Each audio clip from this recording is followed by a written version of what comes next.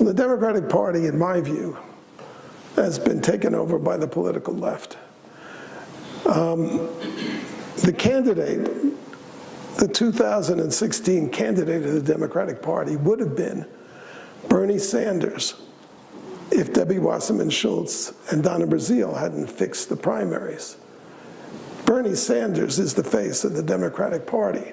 That's where the troops are. That's where, I mean, Chuck Schumer is much more intelligent than he's coming across these days, and that's because he's looking over his left shoulder at the Bernie Sanders forces. And who is Bernie Sanders? He's a lifelong communist. He chose to have his honeymoon in Moscow at the height of the Soviet Empire, for crying out tears.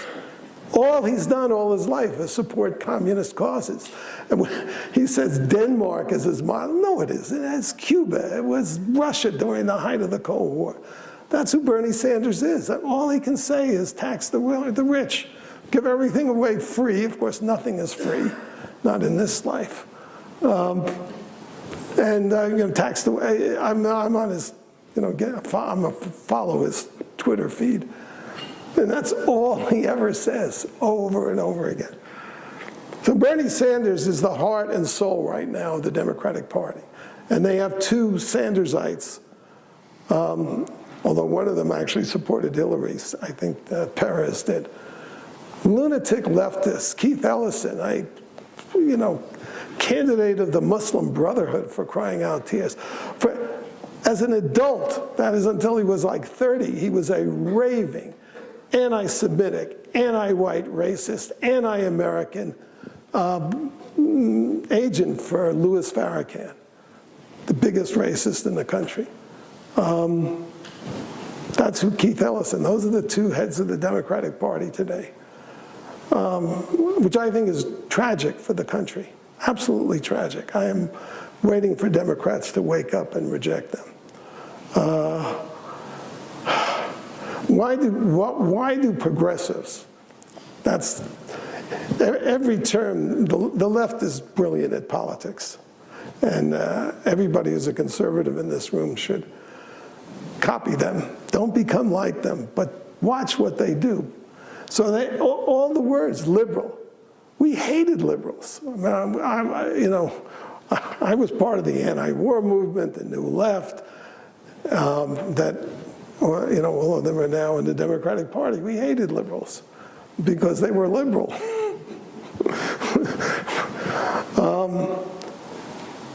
Progressive. There's nothing progressive about having politics and a program which hasn't had a new idea since 1848. It's socialism. What is the Democratic Party about today? It's redistribution. Obamacare, it's not about health care, it's about insurance. And it's about redistribution of income, and that's why it doesn't work. It was to snooker young people who are struggling but are healthy into financing older people like us who are not healthy and have money. I mean, it's ridiculous. But anyway, that's what the Democratic Party does. But why do they do this? It's because progressives believe that over the rainbow, there's this wonderful future where there's no racism, no sexism, no homophobia, no Islamophobia, no war, no poverty.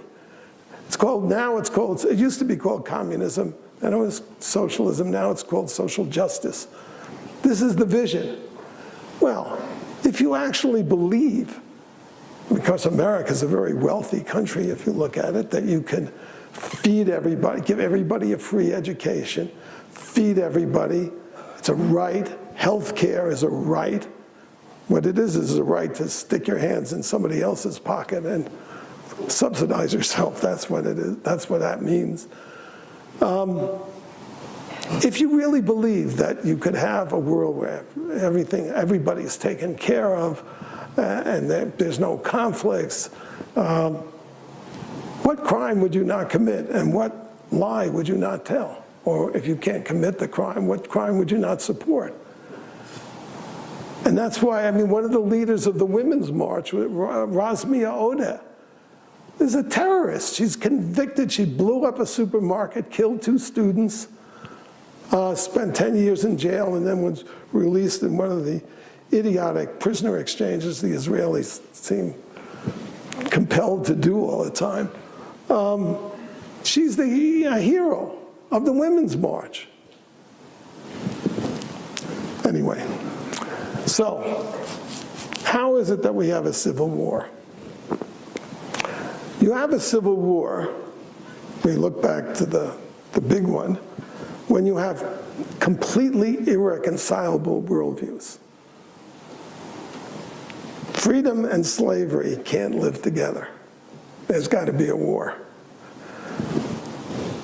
If you look at our founding, and go back to this e pluribus unum, the idea is this, and it's, the Constitution doesn't use the word white or black, male or female. They're not in the Constitution. Why?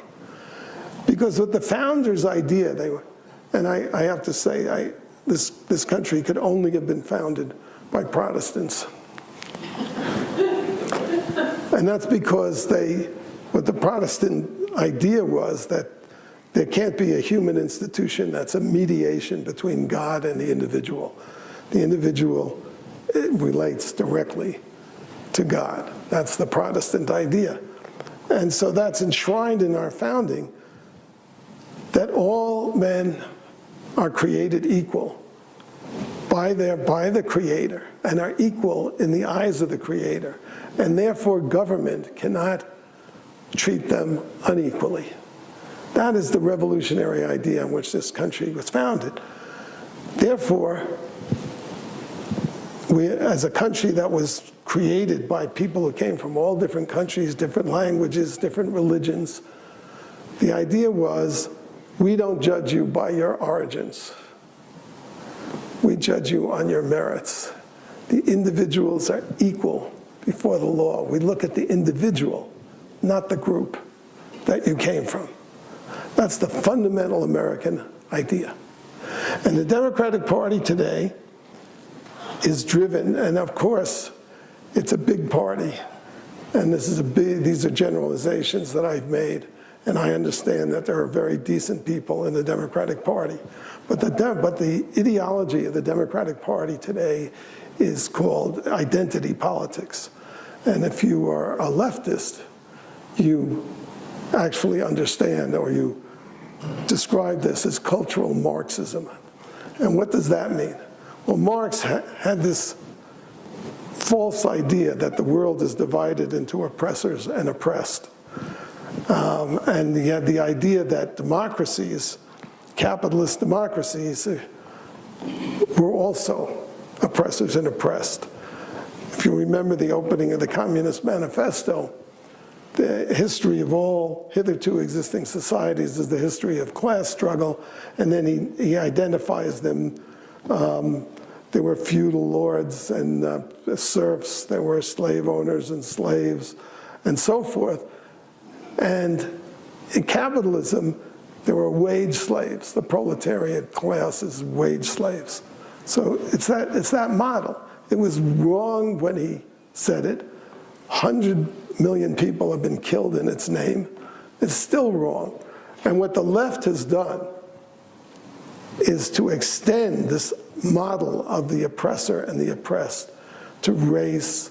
It's not only, it's class, race, gender, sexual orientation. Everywhere they look, they see oppression. I mean, let's take the most, the hardest case, if you will, black people.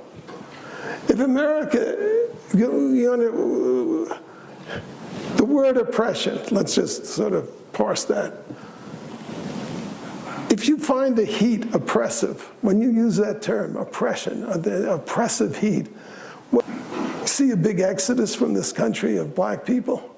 No, on the contrary, you see Haitians risking their lives to get here. Why? To be oppressed? No, because in America, a Haitian, despite the fact, of course there are bigots around, there's always going to be bigots, but in America, a Haitian, and remember that Haiti has been a free country run by black people for over 200 years. But a Haitian in America has more rights, more privileges, and more opportunities than any Haitian in Haiti. That's just the reality. That's the reality we live in.